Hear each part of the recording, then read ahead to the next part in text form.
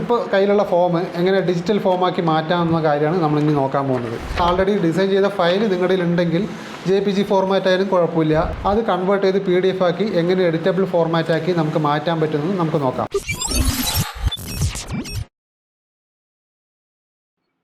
Hi, ഞാൻ Nisar, graphic ഡിസൈനറാണ്. ഇന്ന് നമ്മൾ പറയാൻ പോകുന്നത് എന്താ വെച്ച് കഴിഞ്ഞാൽ ഡിജിറ്റൽ ഫോമിനെ കുറിച്ചാണ്. നോർമൽ ഫോമൊക്കെ എങ്ങനെയാണ് ആപ്ലിക്കേഷൻ ഫോം ഫില്ല് ചെയ്യണത്, പാനയിൽ അതിൽ 1 by 1 ആയിട്ട് ഓരോ പേരും നമ്മുടെ അഡ്രസ്സും ഡീറ്റെയിൽസ് ഫോൺ നമ്പർ അതെല്ലാം നമ്മൾ ഒരു ഫോം വാങ്ങി അത് പാനൽ ഫില്ല് ചെയ്ത് ഫോട്ടോ അതിൽ പേസ്റ്റ് ചെയ്ത് സിഗ്നേച്ചറൊക്കെ ഇട്ട് അങ്ങനെയാണ് സാധാരണ എല്ലാവരും ആപ്ലിക്കേഷൻ ഫോം ഫില്ല് ചെയ്യുന്നത്. അത് ഒരു കുറച്ചുകൂടി എളുപ്പമാക്കുന്ന രീതിയിലാണ് നമ്മളിപ്പോൾ നോക്കുന്ന ഡിജിറ്റൽ ഫോം. അതിനു മുമ്പ് നമുക്ക് ഡിജിറ്റൽ ഫോമിൻ്റെ ഗുണങ്ങൾ എന്താണെന്ന് നമുക്ക് നോക്കാം. ഡിജിറ്റൽ ഫോം ആയതുകൊണ്ട് തന്നെ നമുക്ക് ഒരുപാട് പ്രിൻറ്റിൻ്റെ ആവശ്യമൊന്നുമില്ല. നോർമൽ ആപ്ലിക്കേഷൻ ഫോം ആണെങ്കിൽ ഒരുപാട് പ്രിൻ്റ് ഔട്ട് എടുത്തിട്ട് അതിന് ഓരോ ആപ്ലിക്കൻറ്റിനും സ്പ്രെഡ് ചെയ്യേണ്ടി വരും. നോർമൽ ആപ്ലിക്കേഷൻ ഫോം ആകുമ്പോൾ നമുക്ക് ഫോട്ടോ പ്രിൻ്റ് ഔട്ട് എടുത്തിട്ട് അതിൽ പേസ്റ്റ് ചെയ്യേണ്ട ആവശ്യമുണ്ട്. ഇതിലാകുമ്പോൾ അതിൻ്റെ ആവശ്യമില്ല. ജസ്റ്റ് ഫോട്ടോ സെലക്ട് ചെയ്ത് അതിൽ പ്ലേസ് ചെയ്യേണ്ട കേസ് മാത്രമേ ഉള്ളൂ. ഒരു 1 ടൈം പാനയിൽ നമ്മൾ മാർക്ക് ചെയ്ത് കഴിഞ്ഞാൽ പിന്നെ അതിന് വെട്ടിത്തിരുത്തി പിന്നെയും ക്ലിയർ ചെയ്ത് എടുക്കേണ്ടി വരും. ഡിജിറ്റൽ ആകുമ്പോൾ എന്തെങ്കിലും മിസ്റ്റേക്ക് വരികയാണെങ്കിൽ നമുക്കത് 2ാം പ്രാവശ്യം എറൈസ് ചെയ്തിട്ട് നമുക്ക് ഫില്ല് ചെയ്യാവുന്നതാണ്. ഇതാണ് നമ്മൾ നോർമലി ചെയ്യുന്ന ആപ്ലിക്കേഷൻ ഫോംസ്. ഞാൻ ഗൂഗിളിൽ ജസ്റ്റ് സെർച്ച് ചെയ്തപ്പോൾ ഒന്ന് കിട്ടിയതായി പ്രിൻ്റ് ഔട്ട് എടുത്താണ്. നിങ്ങൾക്ക് സാമ്പിൾ കാണിക്കാൻ വേണ്ടി എടുത്താണ്. പേര്, അഡ്രസ്സ്, ഫോൺ നമ്പർ, പിന്നെ നമ്മുടെ ഫോട്ടോ പതിപ്പിക്കേണ്ട ഏരിയ, ഇവിടെ അവസാനം നമ്മൾ ടിക്ക് മാർക്ക് ചെയ്യേണ്ട കുറച്ച് ഏരിയ, സിഗ്നേച്ചർ, അതെല്ലാം ഇതിൽ കാണും. ഈ സംഭവം നമുക്ക് ഡിജിറ്റലി എങ്ങനെ ചെയ്യാമെന്നുള്ളതാണ് നമ്മളിന്ന് നോക്കാൻ പോകുന്നത്. ഇതാണ് ഞാൻ നേരത്തെ കാണിച്ച പേപ്പർ ഫോം. ഇത് യൂസ് ചെയ്യാൻ വേണ്ടി എടുക്കാൻ ഒരു ഇമേജും പിന്നെ അതിൻ്റെ സിഗ്നേച്ചറിൻ്റെ PNG ഫോർമാറ്റാണ്. നമ്മളതിനെ റൈറ്റ് ക്ലിക്ക് ചെയ്തിട്ട് ഓപ്പൺ വിത്ത് അക്രോബാറ്റ് DC കൊടുക്കുക. അക്രോബാറ്റ് DCയിലാണ് നമ്മൾ PDF ഫോം ഡെവലപ്പ് ചെയ്യുന്നത്. ഫിറ്റ് ടു സ്ക്രീൻ കൊടുത്തിട്ടുണ്ട്. ഇതിൻ്റെ റൈറ്റ് സൈഡായിട്ട് ഒരു ആരോ മാർക്ക് കാണും. അതൊന്ന് പ്രസ് ചെയ്ത് കഴിഞ്ഞാൽ നമുക്ക് അതിൻ്റെ ഡീറ്റെയിൽസ് കാണാം. അതിൽ താഴ്ന്ന 4ാമത്തെ ആയിട്ട് PDF ഫോം എന്ന് കാണാം. അത് പ്രസ് ചെയ്ത് കഴിഞ്ഞാൽ ഇത് അങ്ങനെ ഒരു വിൻഡോ വരും. അതിൽ താഴെ സ്റ്റാർട്ട് എന്ന ബട്ടൺ പ്രസ് ചെയ്യുക. അപ്പോൾ PDF ആയിട്ട് സേവ് ചെയ്തോട്ടെ എന്ന് ചോദിക്കുകയാണ്. അതിനൊരു PDFന് അതിൻ്റെ നമ്മുടെ ഫോൾഡറിൽ തന്നെ PDF ഫോം എഡിറ്റ് പറഞ്ഞിട്ട് ഞാൻ ഫയൽ നെയിം കൊടുത്തിട്ട് സേവ് ചെയ്യുകയാണ്. സേവ് ചെയ്യുമ്പോൾ തന്നെ ഈ ബ്ലാങ്ക് ആയിട്ട് വരുന്ന ഏരിയയിൽ സോഫ്റ്റ്വെയർ തന്നെ ഓട്ടോമാറ്റിക്കലി കോളങ്ങൾ ജനറേറ്റ് ചെയ്യുന്നതായിരിക്കും. ആവശ്യമില്ലാത്തൊക്കെ നമുക്ക് അതിൽ എറൈസ് ചെയ്യാം. എഡ്യൂക്കേഷൻ, എംപ്ലോയ്മെൻറ്റ്, റഫറൻസ്, ഹെഡിങ് കൊടുത്തൊക്കെ അതിൽ നമുക്ക് എഡിറ്റ് ചെയ്യേണ്ട ആവശ്യമില്ല. അതൊക്കെ എറൈസ് ചെയ്യാം. എന്നിട്ട് നമുക്ക് നെയിം കൊടുക്കുന്ന ഏരിയയിൽ ജസ്റ്റ് എഡിറ്റ് ചെയ്ത് നോക്കാം. പ്രോപ്പർട്ടീസിൽ സെലക്ട് ചെയ്ത് കഴിഞ്ഞാൽ നമുക്ക് അതിൻ്റെ വിൻഡോസ് എന്തൊക്കെ അതിൽ നമുക്ക് എഡിറ്റ് ചെയ്യാൻ പറ്റും എന്നുള്ളത് ഒരു വിൻഡോസ് കാണാം. അത് പോയി കഴിഞ്ഞാൽ അതിൻ്റെ പേര് കൊടുത്തിട്ടുണ്ടാവും. Position you are applying for ആ പേര് തന്നെ ആയിരിക്കും അതിലുണ്ടാവുക. അപ്പിയറൻസിലായിരിക്കും നമ്മളെ ഫോണ്ടിൻ്റെ സൈസ് കാര്യങ്ങളൊക്കെ അതിലുണ്ടാവും. എത്ര വേണമെങ്കിൽ സൈസ് കൊടുക്കാം. അതിൽ ഏത് ഫോണ്ടാണ് യൂസ് ചെയ്യുന്നുള്ളത് നമ്മുടെ സിസ്റ്റത്തിലുള്ള ഫോണ്ട്. ഇപ്പോൾ നോർമലി അത് ഹെൽവെറ്റിക്കാണ് അതിൽ കാണിക്കുന്നത്. പിന്നെ ആ ബോക്സിൻ്റെ ആ ബോർഡറും കളറൊക്കെയാണ് അതിൽ കാണിക്കുന്നത്. പിന്നെ ആ ബോക്സിൽ കൊടുത്തിരിക്കുന്ന ആ സൈസ്, അതിൻ്റെ പൊസിഷൻ അതൊക്കെ കാണിക്കുന്നുള്ള വിൻഡോ ആണിത്. പിന്നെ ലെറ്ററിൻ്റെ അലൈൻമെൻറ്റ് ലെഫ്റ്റ് ആണോ സെൻറ്റർ ആണോ എന്നുള്ള അലൈൻമെൻ്റ് ഒക്കെ കൊടുത്തിരിക്കുന്നത്. പിന്നെ ആക്ഷൻസ്, ഫോർമാറ്റ്, വാലിഡേറ്റ്, കാൽക്കുലേറ്റ്, കൂടുതൽ ഡീറ്റെയിൽസ് ഉണ്ട്. അതൊക്കെ പറഞ്ഞാൽ ഒരുപാട് സമയമാവും. ആവശ്യമുള്ളത് മാത്രമേ ഞാൻ അതിപ്പോൾ പറയുന്നുള്ളൂ. ഇപ്പോൾ ആ കാണുന്ന വിൻഡോ കോപ്പി ചെയ്ത ശേഷം പേസ്റ്റ് ചെയ്തിട്ട് നമുക്ക് ഡേറ്റ് അവൈലബിൾ ഫോർ വർക്ക് എന്നുള്ള ഭാഗത്തിലേക്ക് പ്ലേസ് ചെയ്യുക.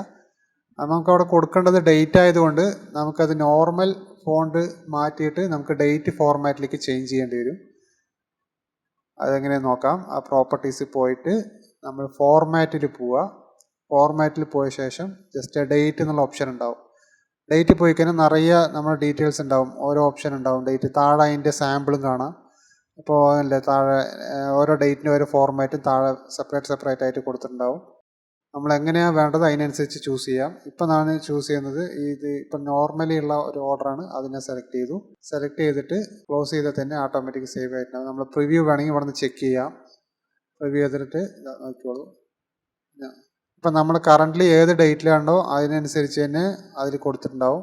ഡേറ്റ് നമുക്ക് പ്ലേസ് ചെയ്യാൻ. അപ്പോൾ ലെറ്റർ ടൈപ്പ് ചെയ്യുകയാണെങ്കിൽ ജസ്റ്റ് ഇതാ മൈ നെയിം എന്ന് ജസ്റ്റ് ടൈപ്പ് ചെയ്തപ്പോൾ നിങ്ങൾക്ക് ഏതാ പേര് വേണ്ട അത് ടൈപ്പ് ചെയ്യുക. അതേപോലെ തന്നെ എല്ലാ ടൈപ്പ് ഫോണ്ടുകളൊക്കെ നമുക്ക് ടൈപ്പ്. ഇതിപ്പോൾ ഇങ്ങനെ എറർ വന്ന സംഭവം എന്താ വെച്ച് കഴിഞ്ഞാൽ ഞാൻ ഉള്ളിലത്തെ ഫയൽ നെയിം ചേഞ്ച് ചെയ്യാൻ വിട്ടുപോയി.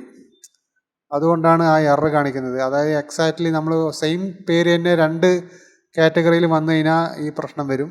അതാണ് ഈ കാണിക്കുക. അപ്പോൾ അതിൽ ഡേറ്റ് അവൈലബിൾ ഫോർ വർക്ക് എന്നുള്ളതിൻ്റെ അതിനെ ഷോർട്ടായിട്ട് കൊടുത്താൽ മതി, ഫുള്ളായി കൊടുക്കണമെന്നില്ല. നമ്മൾ കൊടുക്കുന്ന പേര് റിപ്പീറ്റേഷൻ വരാതെ ശ്രദ്ധിക്കണം. സെയിം അതേ പേര് തന്നെ താഴെയും കോപ്പി ചെയ്ത് കൊടുക്കുക. നമ്മളെ ഇതൊക്കെ അലൈൻമെൻറ്റ് ചെയ്ത് കൊടുക്കുക. അതിൻ്റെ ഓരോ പൊസിഷനും ഒക്കെ നോക്കിയിട്ട് അഡ്രസ്സ് ഏതാണോ കണ്ടൻറ്റ് അതിൻ്റെ തന്നെ പേര് അതിൽ 1 by 1 ആയിട്ട് കൊടുത്തിട്ട് ഞാൻ അലൈൻ ചെയ്യാണ്. അങ്ങനെ ഓരോ കോളം അതുപോലെ സെറ്റ് ചെയ്യുക. ഇവിടെ വന്നിട്ട് നമുക്ക് ചൂസ് ആയിട്ടുള്ള ഓപ്ഷനാണ് വേണ്ടത്. ഇപ്പോൾ മെയിലാണോ ഫീമെയിലാണോ ട്രാൻസ്ജെൻഡർ ആണോ എന്നുള്ളതിൽ നമുക്ക് ചൂസ് ചെയ്യണ പോലെ ഓപ്ഷൻ ഫോർമാറ്റിലാണ് ഞാൻ ചെയ്തിരിക്കുന്നത്. അതാണ് ആ ബട്ടൺ ഞാൻ അവിടെ പ്ലേസ് ചെയ്തത്. അപ്പോൾ അവിടെ സ്ക്വയറാണ് നമുക്ക് ആവശ്യം. അത് നമുക്ക് സർക്കിളാണ് നോർമൽ അതിൽ ഡിഫാൾട്ടായിട്ടുണ്ടാകുക. നമുക്ക് വേണമെങ്കിൽ ഓപ്ഷൻസിൽ പോയിട്ട് സ്ക്വയറാക്കി മാറ്റാം. അത് എങ്ങനെ ചെയ്യണമെന്ന് വെച്ച് കഴിഞ്ഞാൽ ജസ്റ്റ് പ്രോപ്പർട്ടീസിൽ പോവുക. അതിൻ്റെ ഓപ്ഷൻസിലുണ്ടാവും. അതിൽ താഴെ നമുക്ക് സ്ക്വയർ എന്നുള്ളത് കാണാം.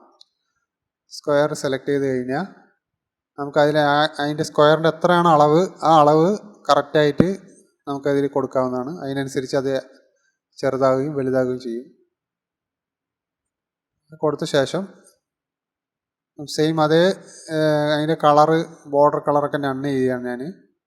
സെയിം അതേ തന്നെ എല്ലാം മറ്റേ 3 കോപ്പി ചെയ്ത ശേഷം ഇതിന് ചോയ്സ് എന്ന് അതിൽ കൊടുത്തിട്ടുണ്ടാവും. ഓപ്ഷൻസിൽ ഓരോ ചോയ്സ് 1, ചോയ്സ് 2, ചോയ്സ് 3 അങ്ങനെ സെപ്പറേറ്റ് ആയിട്ട് അതിന് കൊടുക്കുക.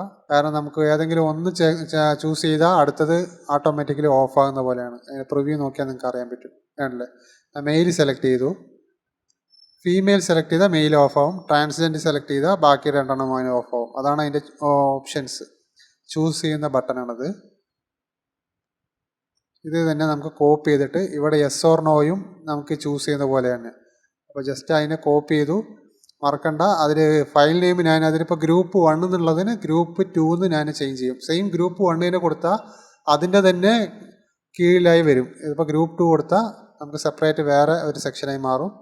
അതിന് ആ ഗ്രൂപ്പ് 2 കോപ്പി ചെയ്ത ശേഷം നോല് കൊടുക്കുക. നോല് വന്നിട്ട് നമുക്ക് ചോയ്സ് 2 ആക്കി കൊടുക്കുക. ഓപ്ഷൻസിൽ പോയിട്ട് ചോയ്സ് 2 ആക്കി കൊടുക്കുക. എസ് എന്നുള്ളത് ചോയ്സ് 1ഉം നോ എന്നുള്ളത് ചോയ്സ് 2ഉം. അതേപോലെ തന്നെ മറ്റുള്ള ചോദ്യങ്ങൾക്ക് ഇതേപോലെ ആൻസർ കൊടുത്ത ശേഷം ഗ്രൂപ്പ് നെയിം മാത്രം മാറ്റുക.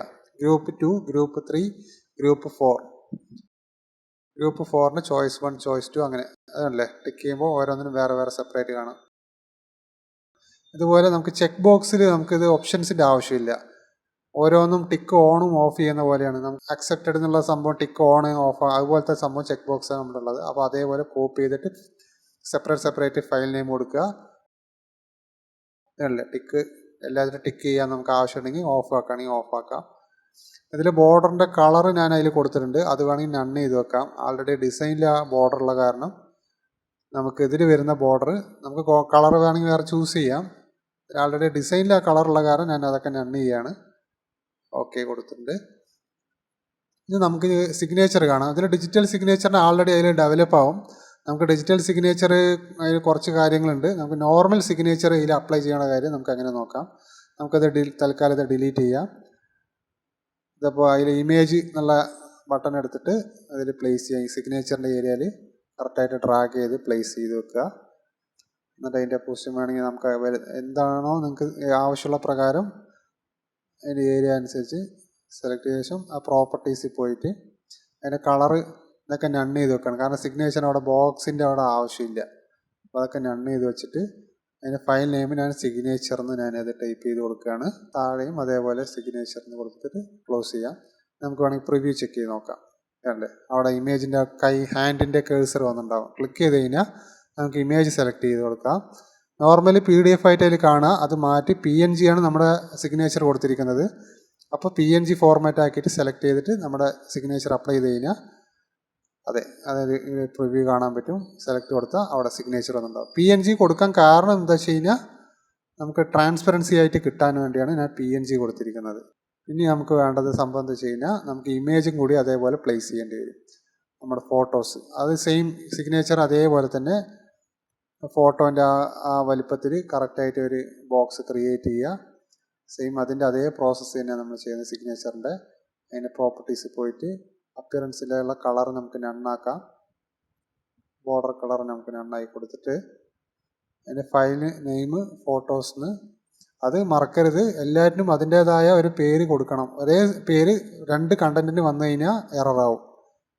അപ്പോൾ ആ ഫോട്ടോ പ്രിവ്യൂ കൊടുത്തതിന് ശേഷം ജസ്റ്റ് ഇതേപോലെ സെലക്ട് ചെയ്യുക, ക്രോസ് ചെയ്യുക. പിന്നെ അതിൽ JPG ഇമേജ് മാറ്റിയ ശേഷം ഏതാണ് ഫോർമാറ്റ് സെലക്ട് ചെയ്തിട്ട് ഫോട്ടോയിൽ അപ്ലൈ ചെയ്ത് കൊടുത്താൽ അതാ ഇതിൻ്റെ പ്രിവ്യൂ കാണിക്കുക. ഓക്കെ കൊടുത്താൽ ആ ഏരിയയിൽ ഫോട്ടോ പ്ലേസ് ആയിട്ടുണ്ടാവും.